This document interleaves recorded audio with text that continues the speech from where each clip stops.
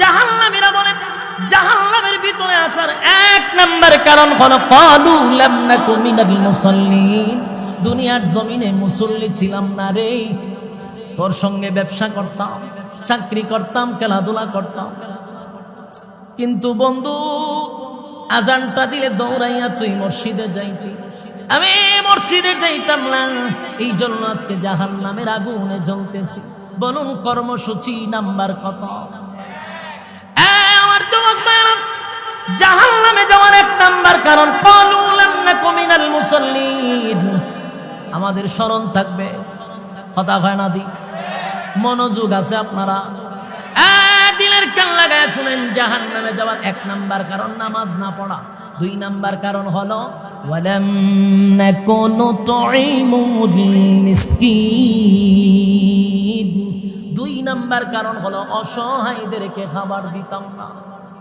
এরকম লোক আসেনি? জাহান্নামে যাওয়ার দুই নাম্বার কারণ হলো অসহায়দেরকে খাবার দিতাম না।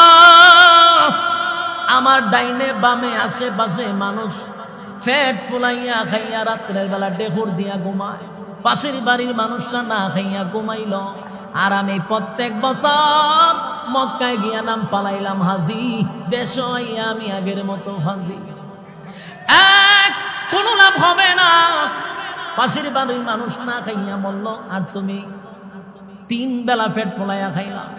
আল্লাহ কয় ওয়ালাম নাকু নুতঈমুল মিসকিন। দুনিয়ার জমিনে আমরা মিসকিনের খাবার দিতাম না। আমার যুবক ভাইরা, এতিম মিসকিনের মাল মাইরা খাওয়া, এতিম মিসকিনের মাল মাইরা খাওয়া, মাল না দেওয়া এমন খাসলতের লোক আছে। সত্য কথা বলে যাই, মন দিয়ে শুনেন সবাই, সত্য কথা বলে যাই, মন দিয়ে শুনেন সবাই, এই সমাজের কোনো কাজে শান্তি তো ভাই মোটে না। সত্য কথা বলে যাই, মন দিয়ে শুনেন সবাই, এই সমাজের কোনো কাজে শান্তি তো ভাই মোটে না। অফিস আদালতে বাইরে ঘুষ বিনা চলে না কাম, ঘুষ পাইলে সব সারেরা বলে না সে নোয়েল কাম। ঘুষ না দিলে আদালতে বাইরে, ঘুষ না দিলে আদালতে মেলে না গরিবের ঠাঁই, এই সমাজের আদালতে গরিব দুঃখীর বিচার নাই, এই সমাজের আদালতে গরিব দুঃখীর বিচার নাই। সত্য কথা বলে যাই, মন দিয়ে শুনেন সবাই, এই সমাজের কোনো কাজে শান্তি তো ভাই মুঠে নাই, এই সমাজের কোনো কাজে শান্তি তো ভাই মুঠে না। নামদারি থেকে মুসলমান নামার রোজা ছাড়িয়া, খাজা বাবার নামে গান গায় ভুল তো বলা বাজাইয়া। নামদারি থেকে মুসলমান নামাজ রোজা ছাড়িয়া, খাজা বাবার নামে গান গায় ভুল তো বলা বাজাইয়া। আরে গাঞ্জার ফুলকে টান মারিয়া, আবার গাঞ্জার ফুলকে টান মারিয়া খাজা বাবার সামনে গায়। কেউ ভাই আবার নবী দাবি করে ইমানটা হারায়, কেউ ভাই আবার নবী দাবি করে ইমানটা হারায়। সত্য কথা বলে যাই, মন দিয়ে শুনেন সবাই, এই সমাজের কোনো কাজে শান্তি তো ভাই মোটে নাই, ঠিক নেই? যদি ইনসাফের বিচার জমিনে না হয়, তাহলে সাবধান শুনে রাখো, আল্লাহ বলেন আমি ইনসাফওয়ালা বিচারক হব রে। সেদিন সবে ইনসাফি বিচারকরা ধরা পড়বে, যারা দুনিয়াতে এতিমের মাল মাইরা খাইছে, যারা এতিমের হক নষ্ট করছে। সন্তান রব্বে কারীম বলেন ওয়ালাম নাকু নুতঈমুল মিসকিন। জাহান্নামে যাওয়ার কয় নাম্বার কারণ? কথা হয় না। আমার দাওয়াত দেওয়ার জন্য তারা বাড়িতে গেছিল, অনেক কষ্ট করছে, ডেটে মিলে নাই, দিতে পারি নাই। আজকের প্রোগ্রাম ছিল বগুড়ায়, বগুড়ার প্রোগ্রাম ক্যান্সেল হওয়ার কারণে ব্রাহ্মণবাড়ি আর একটা প্রোগ্রাম রাখছি। তখন সুযোগ হয়েছে, তখন আবার এখানে আমাদের যে গ্যারেজের মালিক আবুল ভাই, ওনাকে আমি বললাম যে এই দিন আমার প্রোগ্রাম আছে ব্রাহ্মণবাড়ি, আমি একটু সময় দিব, এই সুবাদে আসছি। তো লম্বা সময় দেওয়ার সুযোগ নাই, কারণ এখানে প্রত্যেকেই দাওয়াতি মেহমান, প্রত্যেকের একটা শিডিউল আছে। যেহেতু আমি মাঝখান দিয়ে ঢুকছি, আমি আপনাদের মূল্যবান সময়ও নষ্ট করব না। অল্প সময় কিছু কথা বলবো। মেহেরবানি করে আমরা প্যান্ডেলের ভিতরে বসে যাই। আল্লাহ রাব্বুল আলামিন আমাদেরকে সুস্থ অবস্থায় এখানে বসার সুযোগ করেছেন, এই জন্য শুকরিয়া আদায় করছি আলহামদুলিল্লাহ। লক্ষ কোটি দুরুদ এবং সালাম আল্লাহর সৃষ্টির প্রধান আকর্ষণ জনাবে মুহাম্মদুর রাসূলুল্লাহ সাল্লাল্লাহু আলাইহি ওয়াসাল্লাম।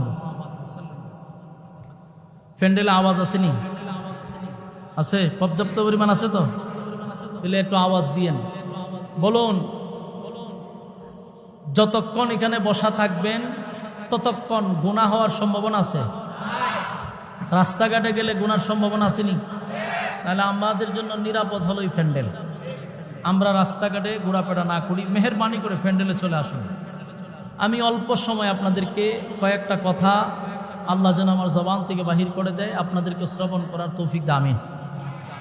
আমি আয়াতে কারিমাগুলো আপনাদের সামনে তেলাওয়াত করছি। এই আয়াতগুলিতে আল্লাহ 4টা কর্মসূচি দিছে। এই 4 কর্মসূচি যদি আমরা পালন করি তাহলে এই 4 কারণে আমাদের আর জাহান্নামে যেতে হবে না। খুশি না বেজার? যেই 4 কারণে মানুষ জাহান্নামে যাবে, এই 4টা কর্মসূচি পালন করলে 4 কারণে জাহান্নামে যেতে হবে না। আমরা যদি অল্প সময়ের ভিতরে 4টা কর্মসূচি শুনতে পারি এবং বাস্তবায়ন করতে পারি তাহলে 4 কারণে জাহান্নামে যেতে হবে না। শুনতে রাজি আছি ইনশাআল্লাহ? যেহেতু সময় কম, ভূমিকা না দিয়ে সরাসরি আমরা আলোচনা ঢুকে যাই। আল্লাহ রাব্বুল আলামিন হাশরের মাঠে 2টা দল করবে, একটা জান্নাতে যাবে, একটা জাহান্নামে যাবে। তো যারা জান্নাতে যাবে ইল্লা আসহাবাল ইয়ামিন, যারা ডান হাতে আমল নামা পাবে, এরা তো বিনা হিসাবে জান্নাত, বিনা হিসাবে দিবে। আরেকটা দলের কাছ থেকে হিসাব নিবে। তো হিসাব যাদের কাছ থেকে নেওয়া হবে এরা কখনো জান্নাতের গ্রাণ পাবে না। কারণ হিসাব যদি আল্লাহ চায়, হিসাব দেওয়ার মতো যোগ্যতা কারো আছে? কারণ নেই। তাহলে হিসাব নেওয়া মানে আমি আর আপনি আটকা পড়ে যাওয়া। হিসাব দিতে না পারলেই আমাদের রায় হবে জাহান্নামে যাওয়া। এই জন্য আমরা সবসময় দোয়া করবো, আল্লাহ বিনা হিসাবে জান্নাত দিয়েন। কারণ হিসাব দিয়ে জান্নাতে যাওয়া সম্ভব না। তো একটা দল জান্নাতি হবে আর একটা দল জাহান্নামে হবে। জাহান্নামীরা যখন জাহান্নামে যাবে, জান্নাতীরাও জান্নাতে থাকবে, কিন্তু জান্নাতীরা জান্নাতের নিয়ামত পাবে। এটার শুরু আছে কিন্তু শেষ নেই। অসংখ্য নিয়ামত দিয়ে আল্লাহ জান্নাতীকে ভরপুর করে রাখবেন। তো জান্নাতীরা জান্নাতের ভিতরে থেকেই আল্লাহর কাছে দরখাস্ত করবে, বিশাল জান্নাত পাইলাম, রাজত্ব পাইলাম, কিন্তু দুনিয়াতে আমাদের কিছু একবারে ঘনিষ্ঠ বন্ধু ছিল, আমাদের আত্মীয় স্বজন ছিল, সম্পর্ক ভালো ছিল, পাশেই ব্যবসা করতাম, চাকরি করতাম। জান্নাতের ভিতরে তাদেরকে কোথাও আমরা দেখি না। ঘটনা কি? আল্লাহ বলবেন যে আমি তোমাদেরকে জান্নাতের নিয়ামত দিয়া খুশি করে রাখছি। যাদেরকে তালাশ করো তারা জীবনভর নাফরমানি করে জাহান্নামে গেছে। জান্নাতীরা আল্লাহর কাছে দরখাস্ত করবে যে তারা জাহান্নামে আছে, আমরা জান্নাতে আছি, অসুবিধা নাই, কিন্তু আমরা তাদের সঙ্গে একটু কথা বলতে চাই। কোন কারণে তারা জাহান্নামে আসছে, বিষয়গুলো একটু জানতে চাই। আল্লাহ রাব্বুল আলামিন জান্নাতীদের এই দরখাস্ত মঞ্জুর করবে। মঞ্জুর করার পরে তাদেরকে বলা হবে, অবশ্যই আমি তোমাদেরকে তাদের সঙ্গে কথা বলার ব্যবস্থা করে দিব। সুবহান আল্লাহ কোরআনে বলেন, ফি জান্নাতি ইয়াতাসাআলুন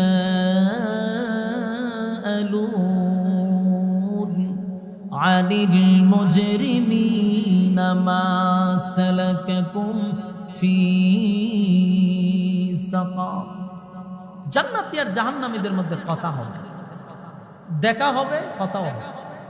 কথা হওয়ার পরে সর্বপ্রথম জান্নাতীরা জাহান্নামীদেরকে জিজ্ঞাসা করবে যে দোস্ত, একই সাথেই তো ব্যবসা করতাম, একই সাথেই তো চাকরি করতাম, একই সাথেই তো খেলাধুলা করতাম, কিন্তু আমি চিরস্থায়ী জান্নাতের মালিক, তুমি আমার বন্ধু হওয়া সত্ত্বেও জাহান্নামের আগুনে জ্বলতেছ। ঘটনা কি?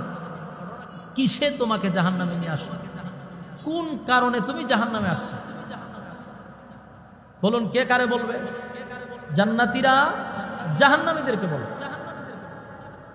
তো জান্নাতীদের এই প্রশ্নের উত্তরে জাহান্নামীরা বলবে, আমরা জাহান্নামে আসার মূল কারণ হলো 4টা।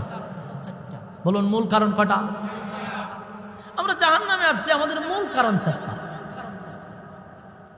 চার কারণের মধ্যে এক নাম্বার যে কারণটা, আমরা একটু মনোযোগ দিয়ে যদি শুনি, আমি প্রথমেই বলছি 4টা কর্মসূচি, এই 4 কর্মসূচি পালন করব।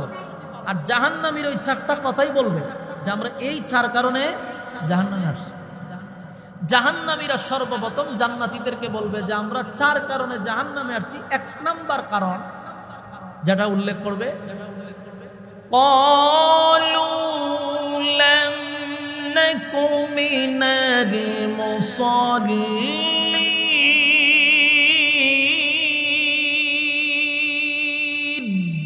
1 নাম্বার কারণ, ক্বালু লাম নাকু মিনাল মুসাল্লিন। জাহান্নামীরা বলবে যে দুনিয়াতে একই সাথে ব্যবসা করছি, চাকরি করছি, খেলাধুলা করছি, কথা ঠিক, কিন্তু যখন মসজিদে আজান হতো তুমি ব্যবসা বন্ধ করে মসজিদে চলে যাইতা, যখন চাকরিতে থাকতা আজান হলে তুমি দৌড়ায়া মসজিদে চলে যাইতা, খেলাধুলা বন্ধ করে আজান দিলে মসজিদে চলে যাইতা। ক্বালু লাম নাকু মিনাল মুসাল্লিন। দুনিয়াতে তুমি মুসল্লি ছিলা, আমি মুসল্লি ছিলাম না। বলুন জাহান্নামে যাওয়ার 1 নাম্বার কারণ কি? না পড়া। আপনারা আমার ওয়া কথা বুঝেননি? খানো যায় আপনারা বাপ দিলেছেন ময়মনসিংহের মতো ঘটনা কি? আপনারা তো বামনবাড়ির মানুষ, কিন্তু বাপটা আজকে ময়মনসিংহের মতো গেল কেন? আওয়াজ দিতেই মতো বামনবাড়ির মানুষ মানেই তো আওয়াজ না। আপনারা যদি আওয়াজ দেন থেকে আওয়াজ দিতেই ওটা হা না বললে আমি বুঝি যে বুঝতেছেন। বলুন জাহান্নামে যাওয়ার 1 নাম্বার কারণ কি? এই রোগে আক্রান্ত আসেনি? এই মাইক ম্যান ফাজলামি করতেছেন কেন? বলুন এই রোগে আক্রান্ত আছি না? অনেকে এই রোগে আক্রান্ত। সুতরাং আপনাকে লিখে রাখা দরকার, 4টা কর্মসূচি যদি পালন করেন জাহান্নামে যেতে হবে না। যদি পালন না করেন জাহান্নামে যেতে হবে। এখন আপনার সিদ্ধান্ত, আপনি কোথায় যাবেন? সিদ্ধান্ত কার? আপনার। জান্নাতীরা বলেন জাহান্নামে যাওয়ার 1 নাম্বার কারণ হলো ক্বালু লাম নাকু মিনাল মুসাল্লিন। দুনিয়ার জমিনে তোমরা মুসল্লি ছিলে, আমরা মুসল্লি ছিলাম না। এই কথার দ্বারা স্পষ্ট হয়ে গেল জাহান্নামে যাওয়ার 1 নাম্বার কারণ হলো নামাজ না পড়া। অথচ এই রোগে আক্রান্ত বেশিরভাগ মানুষ, আমরা একই রোগে আক্রান্ত। এখানে যারা বৈশা রয়েছেন এদের মধ্যে অনেকেই মাগরিবের নামাজ পড়ে নাই। তারপরও আপনাকে উদ্দেশ্য করেই বলি, আমি আপনাদেরকে উদ্দেশ্য করেই বলি, আপনারা মনোযোগ দিয়ে শুনেন। বলুন তো জাহান্নামে যাওয়ার 1 নাম্বার কারণটা কি? জাহান্নামীরা নিজেই বলবে জাহান্নামে যাওয়ার 1 নাম্বার কারণ ক্বালু লাম নাকু মিনাল মুসাল্লিন। জাহান্নামে যাওয়ার 1 নাম্বার কারণ হলো দুনিয়াতে তোমরা মুসল্লি ছিলে, আমরা মুসল্লি ছিলাম না, তাই জাহান্নামে আসছি দুনিয়াতে নামাজ না পড়ার কারণে। যুবক ভাই, দিলের কান লাগাইয়া যদি কথাগুলি বোঝার চেষ্টা করি, আমরা অনেকেই ব্যবসা করি, অনেক সময় আমার পাশের দোকানদার আজান দিলে দৌড়াইয়া মসজিদে যায়। আছেন এরকম? এক্সাম্পল, আপনাদের এই গ্যারেজের মালিক আবুল ভাই, ওনাকে আমার পছন্দ লাগে এই বিষয় না, গাড়ি লইয়া এই কারণে না। ওনার আজানের সময় এখানে আজান দিয়ে এখানেই নামাজ হয় দেখছি জামাতে, অথচ ওনার কি ব্যবসার কোনো ক্ষতি হইতেছে? এই নামাজ পড়ার কারণে ওনার যে আলেমদের সাথে আলাদা একটা মহব্বত তৈরি হয়েছে। ওনার ব্যবসায় কি লস হইতেছে? তাহলে আমরা অনেক ব্যবসায়ী আছি নামাজের সময় আজান দিলে দৌড়ায় মসজিদে যায়, আবার অনেকে আছে নামাজের সময় আজান দিলেও তার ব্যবসা চালুই থাকে। কথা এখন আছে না নাই? জাহান্নামীরা বলবেন জান্নাতের ভিতরে আসছি 1 নাম্বার হলো নামাজ পড়ি নাই, এই জন্য। ক্বালু লাম নাকু মিনাল মুসাল্লিন। দুনিয়ার জমিনে আমরা মুসল্লি ছিলাম না। যুবক ভাই, ব্রাহ্মণবাড়িয়ার বাইরা, আপনার আর এই জেলাটা হলো আলেম ওলামার জেলা। সারা বাংলাদেশে ব্রাহ্মণবাড়িয়ার নাম শুনলে অন্তত পক্ষে একটু শরীরটা কাঁপন দিয়ে ওঠে। এটাকে বলা হয় শহীদ বাড়িয়া, আলেমদের গাটি, যেখানে বক্তারা ওয়াজ করতে গেলে শ্রোতা যদি তাকে 1500 তাকে আলেম ওলামা। এটা না হলে ব্রাহ্মণবাড়িয়া।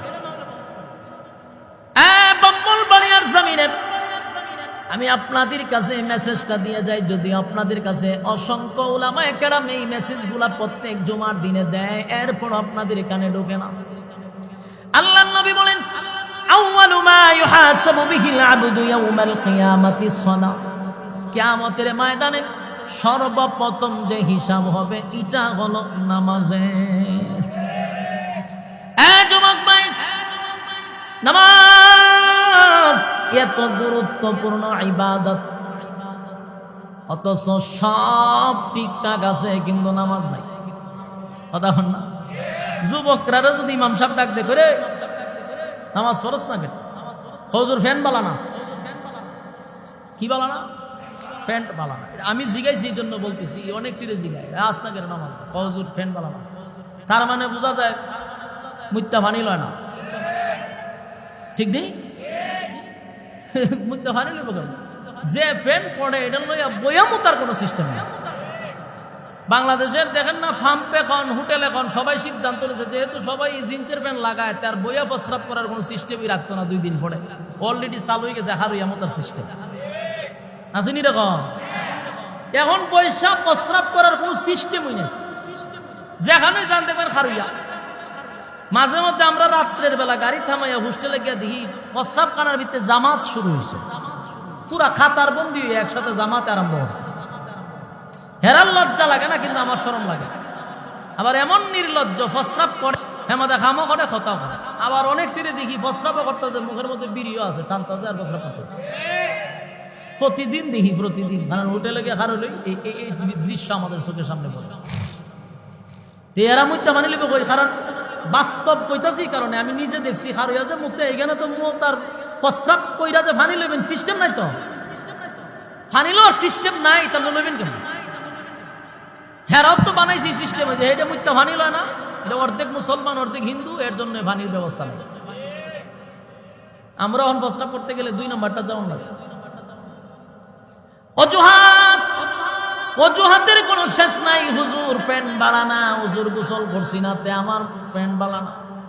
এই অজুহাত কি আজরাইলের সামনে চলব? যুবক ভাইরা, জাহান্নামে যাওয়ার 1 নাম্বার কারণ হলো নামাজ, নামাজ, নামাজ, নামাজ। সমস্ত ইবাদতের মধ্যে নামাজটা হলো সমস্ত ইবাদতের মধ্যে মা। নামাজ নাই যত বড় ইবাদত করে কোনো লাভ হইব না।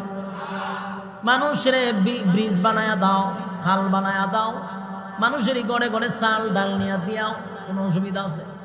কিন্তু এত মানব সেবা করো, কিন্তু নামাজ নাই, 4 বছর কাজ হইব।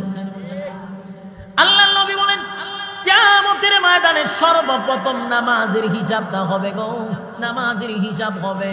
এই নামাজ এত গুরুত্বপূর্ণ আমার যুবক ভাইরা।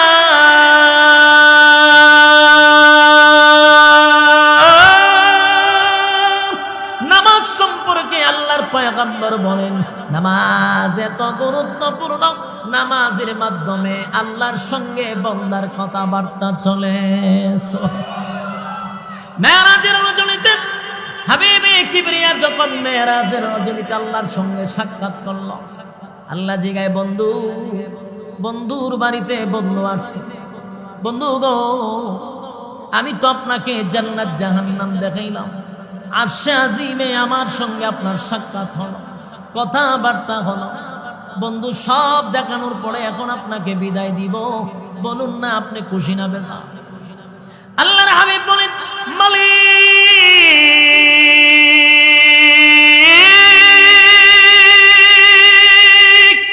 খুশির কোনো সীমা নাই গো, আনন্দের কোনো সীমা নাই। 7 আসমানে আমার টপকায়া তুলছে, আর সাজিমে আমি জুতা লইয়া উঠছি। আপনি আমার জান্নাত জাহান্নাম দেখাইলেন, আমার সঙ্গে আপনি কথা বলেন, এত আনন্দ আমি কোথায় রাখবো বলেন মালিক? কিন্তু যাওয়ার সময় একটা কষ্ট আছে, কষ্টটা হলো আমি তো 7 আসমান টপকাইয়া আরশে আজিমে আসলাম, জান্নাতও দেখলাম, জাহান্নামও দেখলাম, কিন্তু আমার গুনাহগার উম্মত তো কোনোদিন আরশে আজিমে আসতে পারবে না, আপনার সঙ্গে কথা বলতে পারবে না। সেই ব্যথাটা লইয়া আমি দুনিয়ায় যাব। আল্লাহ বলেন, নবী গো, আমি আল্লাহ আপনাকে বেজার করে ছেড়ে দিব না, আপনাকে আমি খুশি করে ছাড়বো, বেজার করব না। আপনার মনের মধ্যে ছোট্ট পরিমাণ একটা ব্যথা লইয়া যাবেন না, আমি আল্লাহ আপনাকে ব্যথা লইয়া দুনিয়ায় যেতে দিব না। এখন নবীজি আমি আপনারে ওয়াদা দিলাম, যে 5 ওয়াক্ত নামাজ আপনি দুনিয়ার জমিনে লইয়া যাইবেন আপনার উম্মতের জন্য।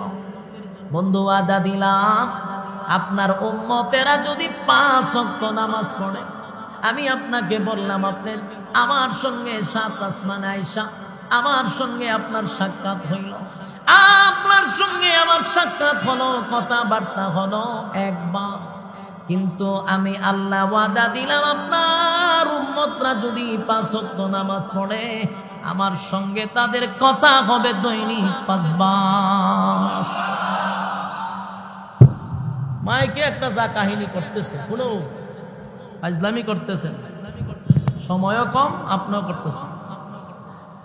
বলুন মেরাজ কয়বার? আল্লাহর সঙ্গে আমরা সাক্ষাৎ কয়বার? কথা কই না দিই। তাহলে মুমিনের মেরাজ হলো নামাজ। আমি গেলে গুতাইতে পারতেন না, বারবার আত্মা কেড়ে লড়াইতেছেন। যুবক ভাই আরো বলাম, এবার দিলের কান লাগায় শুনেন, যদি 5 ওয়াক্ত নামাজ পড়ি তাহলে মেরাজ হবে 5 বার, মানে কথা হবে সুবহানাল্লাহ। আল্লাহর হাবিব মুসা আলাইহিস সালাতু ওয়াস সালাম তুর পাহাড়ে আমার সঙ্গে কথা বলতো, আমার সঙ্গে কথা বলতো। আমি মুসারে জিগাইতাম, মুসা রে বলো না তোমার আর আমার মাঝখানে দূরত্ব কতটুকু? মুসা নবী কয় ওই তো কয়েক হাত দূরত্ব হবে। আল্লাহ বলেন না রে মুসা, তোমার আর আমার মাঝখানে 70,000 পর্দা আছে। জোরে কোন সুবহান। যুবক ভাই, আর আল্লাহ বলেন হাবিব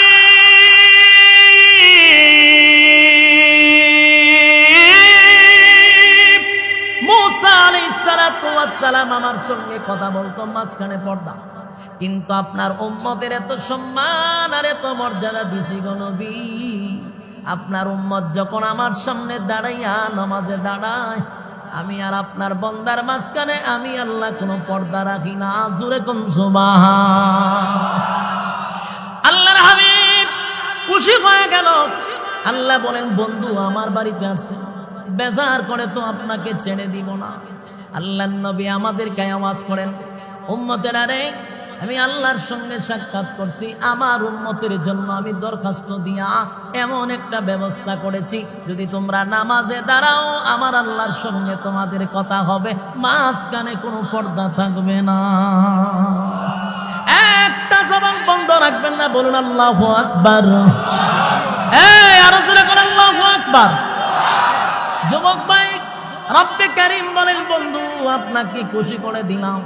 এই নামাজ এত গুরুত্বপূর্ণ, যেই নামাজের মাধ্যমে আল্লাহর সঙ্গে কথা হয়, বান্দার দেখ কথাবার্তা সব নামাজের মাধ্যমে হয়।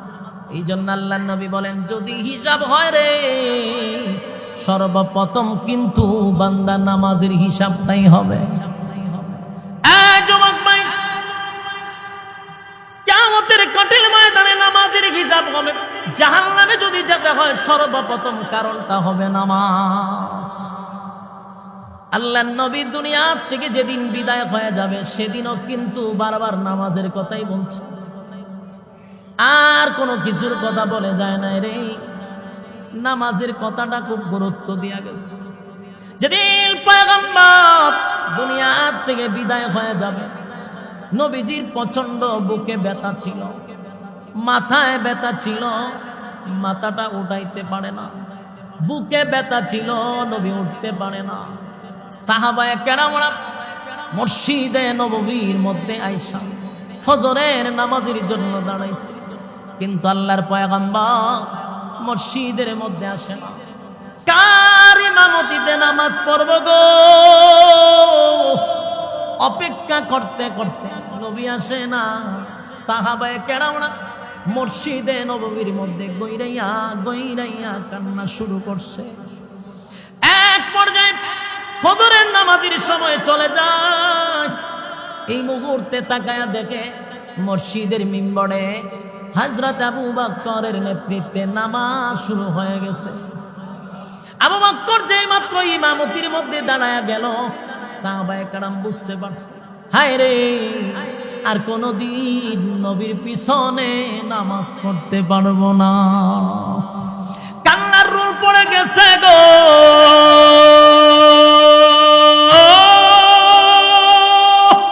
গোটা মসজিদে নববীর মধ্যে কান্নার রোল পড়ে গেছে। নবী নাই রে, আর কোনদিন নবীর পিছনে নামাজ পড়তে পারবো না। যেখানে আবু বকর ইমাম হয়ে গেছে, আমরা ইঙ্গিত পেলাম নবীর পরে এখন নামাজ পড়াবে হযরত আবু বকর সিদ্দিক রাদিয়াল্লাহু তাআলা। মসজিদে নববীর মধ্যে নামাজটা শুরু হয়ে গেল, নামাজটা শুরু হয়ে গেল। আল্লাহর হাবিব বুকে ব্যথা, মাথায় ব্যথা, উঠতে পারে না। এরপর আম্মা জান আয়েশাকে বলে, আয়েশা গো, আমার মাথাটা একটু উঁচু করে ধরো না মসজিদে নববীর দিকে, আমি দেখি আমার সাহাবীরা কি করে। আম্মা জান আয়েশা পয়গম্বরের মাথা মুবারকটা উঁচু করে ধরলো। পয়গম্বর তাকায়া দেখে রে, ইমামতির মধ্যে দাঁড়াইছে আবু বকর। আবু বকর ইমামতিতে দাঁড়াইয়া নামাজ শুরু করে দিল। সাহাবায়ে কেরামরা বিশাল একটা জামাত নিয়ে দাঁড়াইছে। আল্লাহর হাবিব নামাজের দৃশ্যটা দেখা নবীর চোখ দিয়া পানি পড়তেছিল, দাড়ি ভিজে ভিজে পড়তেছিল। আম্মা জান আয়েশা ডাক দিয়া বলে, নবী গো,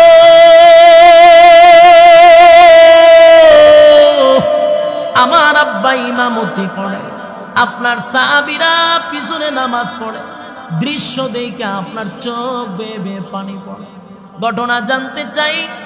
আল্লাহর হাবিব বলেন, আয়েশা, সব কান্না কিন্তু দুঃখের কান্না নয়। কথা কন, সব কান্না দুঃখের কান্না নয়, সব কান্না দুঃখের কান্না নয় গো।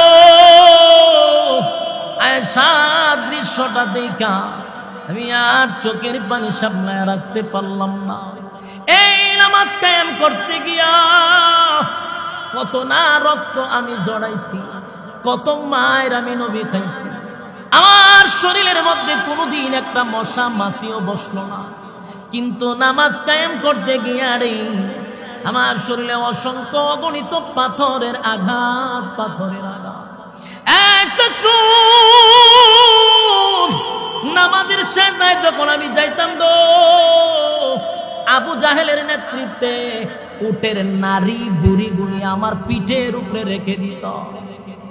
আমি উটের নারী বুড়ি লই মাথা মুবারক তুলতে পারতাম না। আমার মেয়ে ফাতেমা ছোট ছিল, দৌড়াইয়া আমার কাছে এসে কান্ত, আর আমার নারী বুড়ি আমার পিঠ থেকে সরাইয়া দিত, আর চিৎকার দিয়া বলতো, মক্কার মানুষ, বল আমার আব্বার কি অপরাধ, কি এমন তোমাদের ক্ষতি করলো? আমার বাবা তো জীবনে কোনোদিন কারো দিকে চোখ রাঙায়া তাকায় না, এরপরও কেন রে আমার আব্বার উপরে একের পর এক তোরা নির্যাতন করস? এই নামাজ কায়েম করতে গিয়ে তায়েফের ময়দানে রক্তাক্ত হইলাম, মাইর খাইলাম, বড় আশা লইয়া গেছিলাম। দিনের দাওয়াত দিতে গিয়া রক্তাক্ত হইয়া আমি বেহুশ হয়ে গেছি। আমি শুধু মাইর খাইছি এমনটা নয়, আমার সাহাবীরা জীবন দিছে, শাহাদাত বরণ করছে এই নামাজ কায়েম করতে গিয়া। আজকে আমার চোখের সামনে আমার কলিজার টুকরা সাহাবীরা বিশাল এক জামাতের আয়োজন করছে। আমি খুশিতে আনন্দে চোখের পানিটা আর আগলায় রাখতে পারলাম না। তবে আয়েশা গো, এটা যে আমার দুঃখের কান্না নয়, এটা যে আমার আনন্দের কান্না। জুড়ে কোন সুবহান। একটা জবান বন্ধ রাখবেন না, বলুন আল্লাহু আকবার। এই ইমানের আওয়াজ দিয়া বলুন আল্লাহু আকবার। এর যুবক ভাই, আমার হাবিব নামাজের জন্য এত কষ্ট করলো, নামাজ কায়েম করে গেল। নবীজি শেষবারের মতো বারবার বলছে, উম্মতেরা নামাজ ছাড়বি না, নামাজ ছাড়বি না। আজকে আমরা ব্যবসার জন্য, চাকরির জন্য অবহেলায় নামাজ ছেড়ে দেই। আবার কেউ যদি নামাজ পড়েও, কত রঙের ঢঙ্গের নামাজ আমার দেশে আছে না নাই? বেচারা নামাজ পড়ে তো মসজিদের গরিব কড়া বাজিটাও দেখে, আসেনি রে বাবা? মসজিদের ফ্যান কড়া এটাও দেখে। নামাজ যদি নামাজের মতো হয়, এই নামাজের দ্বারায় আল্লাহর তৈরি জান্নাত তোমার জন্য দেওয়া হবে। নামাজ যদি সুন্দর হয়, কথা হয় না, নামাজ যদি হয় বেহেশতের চাবি, তাহলে নামাজটা সুন্দর হওয়ার দরকার আছে না? আমার যুবক ভাইরা, জাহান্নামীরা বলে জাহান্নামের ভিতরে আসার এক নাম্বার কারণ হলো ক্বালু লাম নাকু মিনাল মুসাল্লিন, দুনিয়ার জমিনে মুসল্লি ছিলাম না রে। তোর সঙ্গে ব্যবসা করতাম, চাকরি করতাম, খেলাধুলা করতাম, কিন্তু বন্ধু আজানটা দিলে দৌড়াইয়া তুই মসজিদে যাইতি, আমি মসজিদে যাইতাম না। এই জন্য আজকে জাহান্নামের আগুনে জ্বলতেছি। বলুন কর্মসূচি নাম্বার কত? আমার যুবক ভাইরা, জাহান্নামে যাওয়ার এক নাম্বার কারণ ক্বালু লাম নাকু মিনাল মুসাল্লিন। আমাদের স্মরণ থাকবে, কথা হয় না দি? মনোযোগ আছে আপনারা? দিলের কান লাগায় শুনেন, জাহান্নামে যাওয়ার এক নাম্বার কারণ নামাজ না পড়া। দুই নাম্বার কারণ হলো ওয়ালাম নাকু নুতঈমুল মিসকিন। দুই নাম্বার কারণ হলো অসহায়দেরকে খাবার দিতাম না। এরকম লোক আসেনি? জাহান্নামে যাওয়ার দুই নাম্বার কারণ হলো অসহায়দেরকে খাবার দিতাম না। আমার ডাইনে বামে আশেপাশে মানুষ পেট ফুলাইয়া খাইয়া রাত্রের বেলা ডেকুর দিয়া ঘুমায়, পাশের বাড়ির মানুষটা না খাইয়া ঘুমাইল, আর আমি প্রত্যেক বছর মক্কায় গিয়া নাম পালাইলাম হাজি, দেশ হইয়া আমি আগের মতো হাজি। কোনো লাভ হবে না। পাশের বাড়ির মানুষ না খাইয়া মরল, আর তুমি 3 বেলা পেট ফুলাইয়া খাইলা। আল্লাহ কয় ওয়ালাম নাকু নুতঈমুল মিসকিন। দুনিয়ার জমিনে আমরা মিসকিনের খাবার দিতাম না। আমার যুবক ভাইরা, এতিম মিসকিনের মাল মাইরা খাওয়া, এতিম মিসকিনের মাল মাইরা খাওয়া, মাল না দেওয়া, এমন খাসলতের লোক আসেনি? কম না বেশি? সর্বনাশ। আমরা দেশের মানুষ খাইতে খাইতে রুচি এত নষ্ট হইছে, লেপটিন সুদ্ধা খায় আলায়। লেপটিন খায়নি? খায় খায়। রুচি নষ্ট হইলে যা হয়। এক জায়গাত মাপি লেগেছে, আমার একজনে বিচার দেব, এমন খাওয়াইন না বাইরেছে, 3টা লেপটিন খাইলাম আমরা গ্রামের গত বছর, এই বছরও খাইছে 3টা, 6টা লেপটিন খাইছে। আমি গেলাম এটা কি টাকা, খোয়েন না হুজুর, খোয়েন না। খাইতে খাইতে রুচি শেষ, লেপটিনও খাওয়া শুরু করছে। তার মানে সরকার বরাদ্দ করছে 3টা লেপটিন। লেপটিন মনে বরাদ্দ হয়েছে 100টা, আইতে আইতে আইতে আইতে 3টা পর্যন্ত আইছে, 3টার মাইরা দিছে। লেপটিন মাইরা দেওয়া খাওয়ান ত্যাগ কত, কথা হয় না দি? হ্যাঁ, লেপটিন খাওয়ান না আসেনি, টিউবওয়েল খাওয়ান না আসেনি, রাস্তাঘাটের মাল খাস কোনো অসুবিধা নাই। রড সিমেন্ট খাইয়া বাস ঢুকাই দিয়ে অসুবিধা না, যে লেপটিনটা খাস করে, কথা হয় না দি? লেপটিন খায়, টিউবওয়েল খায়, রাস্তাঘাট খাল ব্রিজ তো খাইছো, জনমের খাওয়ান খাস, কিন্তু রুচি এত খারাপ, লেপটিন পর্যন্ত খাইয়া মালায়া দেয়। আল্লাহ বলে ওয়ালাম নাকু নুতঈমুল মিসকিন। 2 নাম্বার হলো মিসকিনের খাবার যদি কেউ মাইরা খায়, মিসকিনরে যদি খাবার না দেয়, সাবধান সাবধান, মিসকিনের মাল আত্মসাৎ করা যাবে না, কথা হয় না দি? আজকের সমাজে ইনসাফ নাই। ইনসাফ যদি থাকতো, ইনসাফের বন্টন হইতো, কথা হয় না দি? ইনসাফ কই পাইবে? গ্রামে গঞ্জের থেকে শুরু হইয়া হাইকোর্ট পর্যন্ত কোথাও কি ইনসাফের বিচার আছে? বিচার নাই, ইনসাফ। সব জায়গায় দুর্নীতি আর দুর্নীতি, কোথাও বিচার পাওয়া যায় না।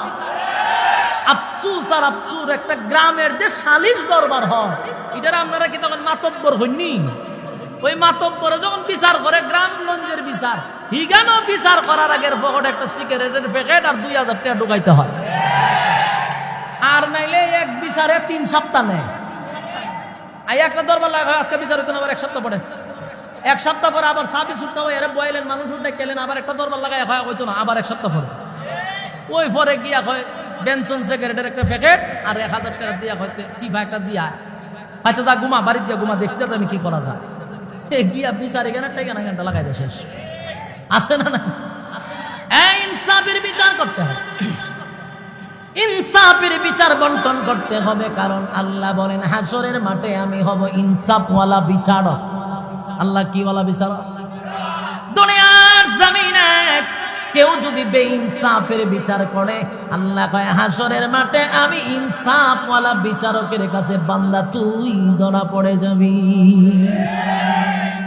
সমাজের এমন অবস্থা যার টাকা নাই আর কোনো বিচারই নেই আসেনি বিচার আছে বলে যার টাকা নাই আর বিচার নাই এখন গরিবের কোনো বিচার সমাজে নাই সত্য না মিথ্যা জোরে কয় না জোরে কন সত্য কথা বলে যাই মন দিয়ে শুনেন সবাই সত্য কথা বলে যাই মন দিয়ে শুনেন সবাই এই সমাজের কোনো কাজে শান্তি তো ভাই মোটে না সত্য কথা বলে যাই মন দিয়ে শুনেন সবাই এই সমাজের কোনো কাজে শান্তি তো ভাই মোটে না অফিস আদালতে বাইরে ঘুষ বিনা চলে না কাম ঘুষ পাইলে সব সারেরা বলে না সে নোয়েল কাম ঘুষ না দিলে আদালতে বাইরে ঘুষ না দিলে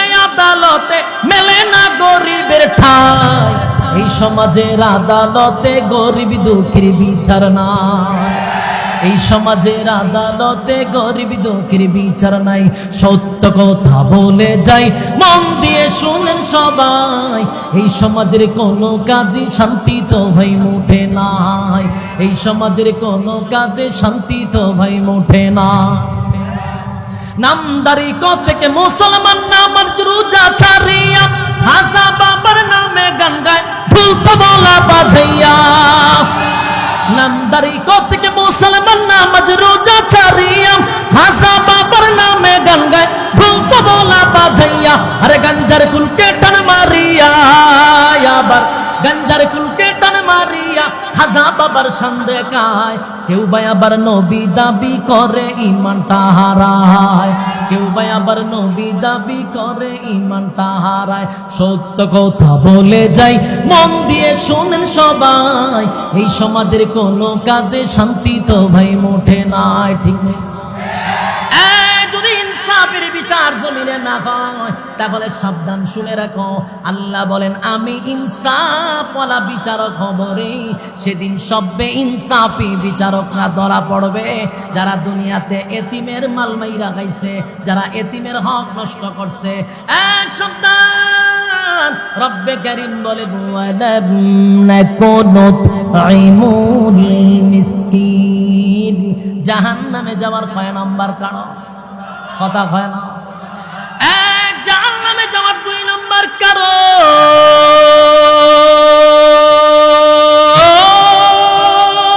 ওয়ালাম নাকুনু তুইমুল মিসকিন মিসকিনের মাল মাইরা যারা খাইছে জাহান্নামে যেতে হবে তার কারণ হলো 2 নাম্বার 3 নাম্বারটা হলো ওয়া কুন্না নাখুদু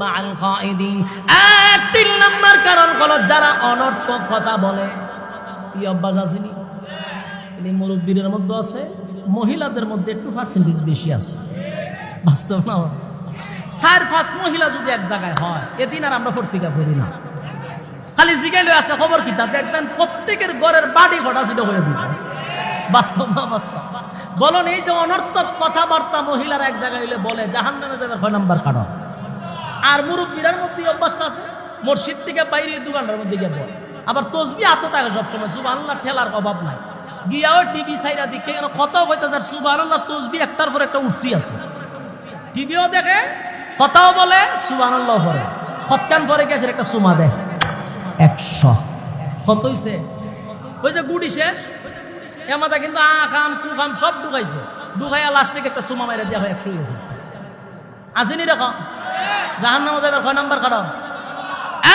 জাহান্নামে যাওয়ার 3 নম্বর নাম্বার কারণ কুন্না নাখুদু মা'আল খাইদিন, বান্দারে জাহান্নামে যেতে হবে, এটা 3 নাম্বার কারণ। এই জন্য বেহুদা কথা বলবেন না, অনর্থক কথা বলবেন না, অপ্রয়োজনীয় কথা বলবেন না। দরকার আছে আপনারা কিতাব হইতাম, আমি একটা কথা ইয়াদ আছে কইলিতাম নেই, মাইন্ড করিন না বা। আমরা বাংলাদেশের 64 জেলায় যাই, বেশিরভাগ আমি দূরেই যাই। তা আমি আমার বাস্তবতা না, 10 ঘন্টা 12 ঘন্টা প্রোগ্রাম করে যখন একটা মাহফিল আপনি যাবেন, যে কোনো বক্তা হোক, তখন কিন্তু তার মেজাজ ভালো থাকে না। আমরা অনেক সময় বদনাম করি যে হুজুরের মেজাজ বড় মারাত্মক। বেচারা 10 ঘন্টা জার্নি করে যে মেজাজটা ভালো থাকতো কেমনে? এর মধ্যে গাড়িতে বসার রিমান্ডে বসে একরকম। আমার বন্ধু বান্ধব কেউ ফোন দিলে বই আছে, আমি রিমান্ড আছে খালি এমনি বইয়া থাকবে, লড়াচড়া নাই। তিবাও বইয়া থাকতে আডুতে ব্যথা করে, কোমরে ব্যথা করে। 10 ঘন্টা বয়ান করে মনটা চাই একটু শুইয়া থাকি, কিন্তু মাহফিলে গেলে এক ডেক্কা ডেক্কি শুরু হয়। হুজুর মুসাবা করতে হাতেও তো কথা পাচ্ছে বালা কথা। এরপরে দাঁড়ে গিয়া 5-6 জন বইয়া এবার আমার জিজ্ঞাসা বাড়ি করবো, ওই যে রাজাইরা মাত দেশের বাড়ি করবো। এ কিন্তু জানে, কি জানে আমার বাড়ি কই, ফুস্টারও দেখছে অভিগঞ্জ লেখা বাড়ি কই, তাহলে বাড়ি করলেন অভিগঞ্জ। ও আচ্ছা আচ্ছা, ও লেখাপড়া কই করছে, কত সালে তাহলে তুই কিতা করেন আপনি? ওখানে এর সাথে যদি কথা না কই, মনে করেন একটু বইয়া রইলাম, এর কথা কইতেছে আমি শুনলাম খালি, তখন আস্তে করে ঘর থেকে বাইরে একটা মোবাইল লইয়া ফেসবুকে ঢুকে লেখে এমক বক্তার লোকে দেখা করতাম গেছিলাম। হালায় যে অহংকার, কথা কয় না। হে ফুস করার পরে এর মতো আবালের 3 নম্বর বাচ্চারা লিখে দেয় ঠিক ঠিক। এই যে টিক টিক শুরু হয়েছে ফেসবুক ধরা, জনমের টিক টিক। এরপরে পুরা পাবলিকের কাছে আপনি চিহ্নিত যে এ অহংকারী বক্তা। কেন? এর লগে অনর্থক কথা কইছেন না, কথা কয় না দি আসিনি অনর্থক। এই অনর্থক কথা বলা, বেহুদা কথা বলা, অপ্রয়োজনীয় কথা বলা জাহান্নামে যাবার কয় নাম্বার কারণ? নাম্বার নিজের খাইয়া কত বোঝানি যায়। এক জাহান্নামে যাওয়ার 3 নাম্বার কারণ হলো ওয়াকুন্না নাহুদু মা'আল খাইদিন। জাহান্নামে যাওয়ার 3 নাম্বার কারণ আমার যুবক মায়েরা, 3টা নাম্বার কারণ আমরা একটু মনোযোগ দিয়া শুনি। মা বোনেরা, মুরব্বীরা সচেতন থাকার দরকার আছে। যুবকরা কথা কন, যুবক বেড়া নেই। আল্লাহ বলেন ওয়াকুন্না নাখুদু মা'আল খাইদিন।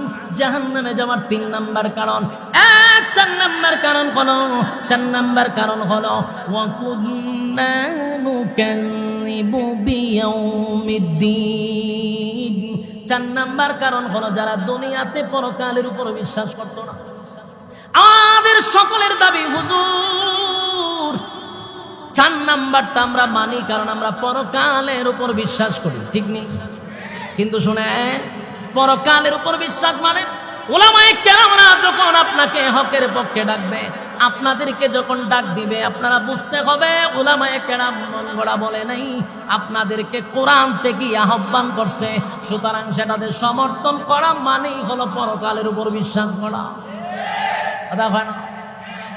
যুবক ভাই, 4 নাম্বারটা হলো পরকালের উপর যারা বিশ্বাস করতো না। এখন এই 4টা নাম্বার আমরা শুনলাম। আজকের থেকে যদি এখন ওয়াদা করি যে 1 নাম্বার কি বলছিলাম, ইয়াদ আছে? 1 নাম্বার ক্বালু লাম নাকু মিনাল মুসাল্লিন। যুবক ভাইরা, জাহান্নামে যাওয়ার 1 নাম্বার কারণ নামাজ না পড়া। 1 নাম্বারটা যদি আজকের থেকে আমরা মানি, এখানে অসংখ্য রোগী আছে, এই রোগে আক্রান্ত। আজকের থেকে যদি নিয়ত করি আর কোনোদিন নামাজ ছাড়ব না, আজানটা দিলে দৌড়াইয়া মসজিদে যাব, নামাজটা পড়ে তারপরে ব্যবসা করব, আজান দিলে পড়ে নামাজটা পড়ে তারপরে চাকরি করব, তাহলে ওয়াদা দিলাম 1 নাম্বার কারণে জাহান্নামে যেতে হবে না। 2 নাম্বার,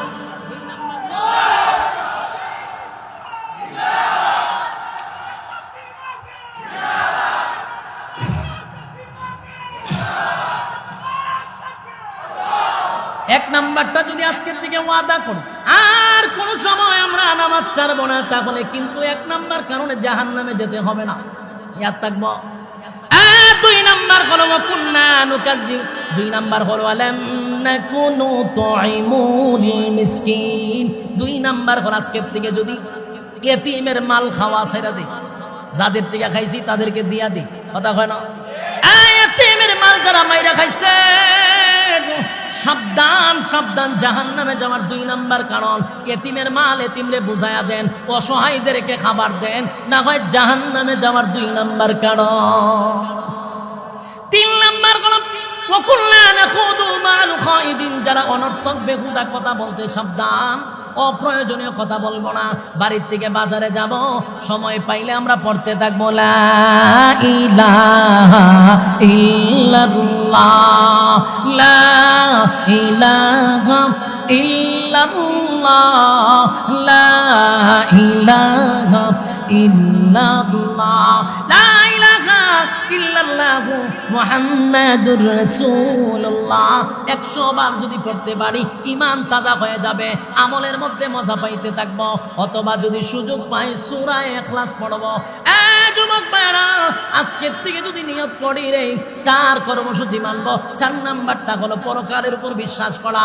4টা কর্মসূচি যদি মানেন, আল্লাহর কসম 4 কারণে জাহান্নামে যেতে হবে না। আর 4টা কর্মসূচি যদি পালন না করেন, হাত্তা আতানাল ইয়াকিন, অবশেষে মালাকুল মউত আপনার সামনে হাজির। কথা হয় না? বাঁচবেন নি? কথা হয় না? সাইজ হয়ে যায়। যুবক ভাই, আমার শেষ কথাটা হলো 4টা কর্মসূচি পালন করে তারপরে দুনিয়ার থেকে আল্লাহ যেন বিদায় করে, এই ব্যাপার